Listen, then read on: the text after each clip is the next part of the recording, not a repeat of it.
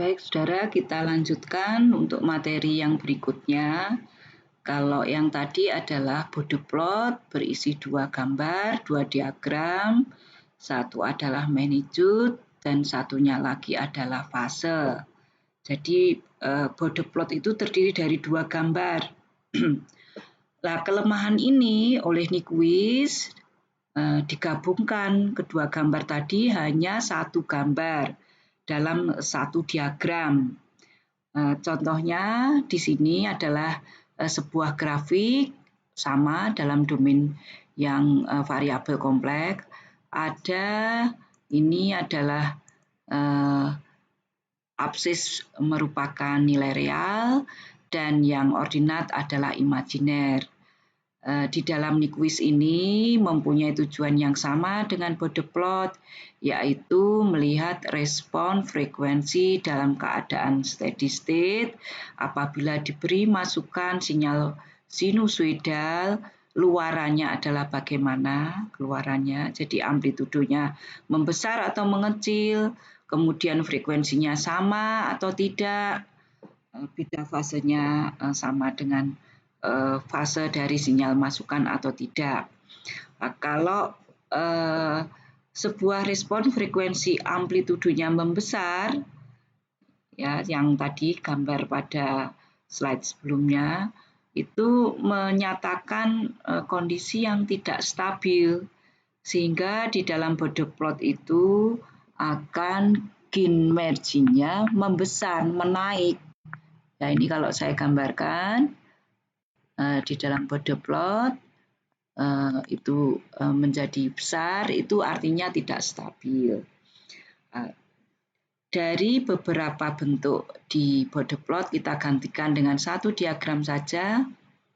Gain margin digantikan dengan jarak atau panjang atau ukuran dari titik origin ke titik di mana sebuah nilai dari GJ omega tersebut. Ya, contohnya ini, yang di sini ini. Ya, besarnya adalah panjang vektor dari titik 0,0 sampai ke titik di sini, misalkan titik A. Sudutnya adalah sudut yang kita akan ukur mulai dari sumbu real menuju ke vektor tadi. Jadi kalau yang di titik A ini berapa di sini? Begini ukurnya. Ya. Nah, ini berapa itu.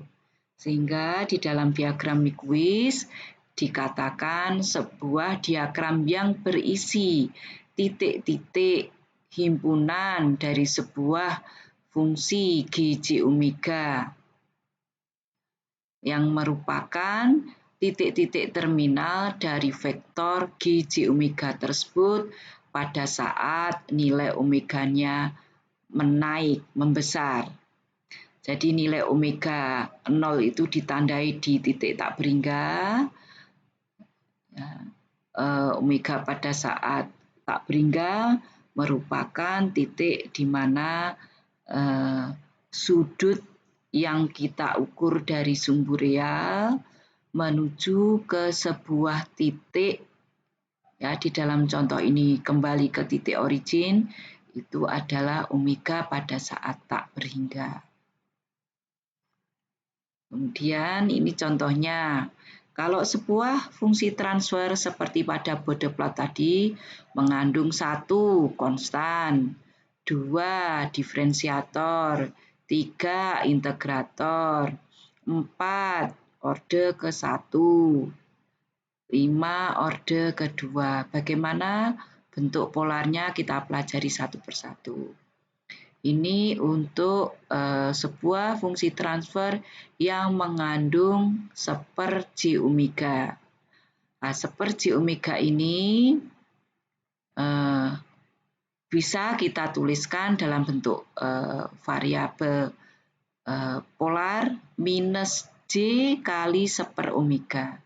Jadi 1/J omega itu kan sama dengan J pangkat minus 1. J pangkat minus 1 itu minus J dikalikan 1/. omega.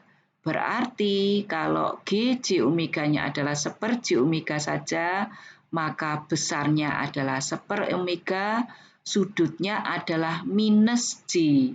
Berarti di sumbu J, di sumbu yang vertikal mengarah ke negatif. Berarti sudutnya minus 90 derajat. Kemudian contoh lagi bila G J omega sama dengan J omega.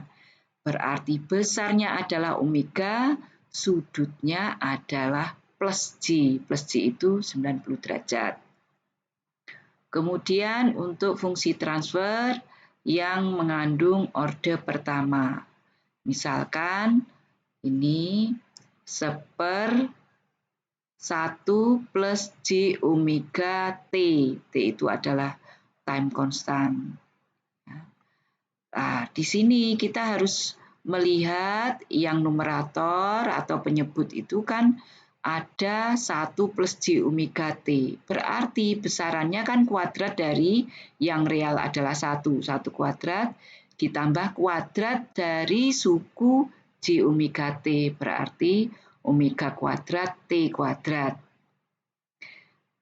Nah, di sini J-nya bisa dikeluarkan menjadi 1/1 daripada J ya yang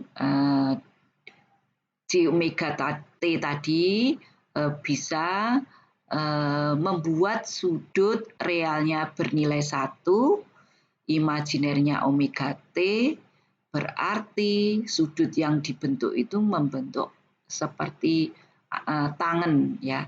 Tangan dari sisi depannya adalah omega T, sisi sampingnya adalah 1. Sisi depannya omega T karena kan di sumbu imajinernya sebesar omega T. Di sumbu realnya adalah 1. Jadi tangan omega T per 1 atau tangan omega T. Karena tadi 1/1 plus J omega T 1/, maka menjadi minus arkes tangen. Bukan arkes tangen, tapi minus arkes tangen omega T plus 1.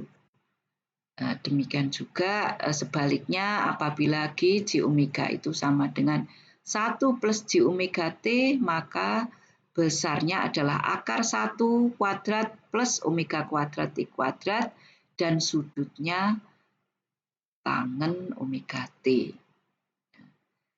Ini adalah materi yang pertama untuk diagram Nyquist dan nanti kita lanjutkan lagi.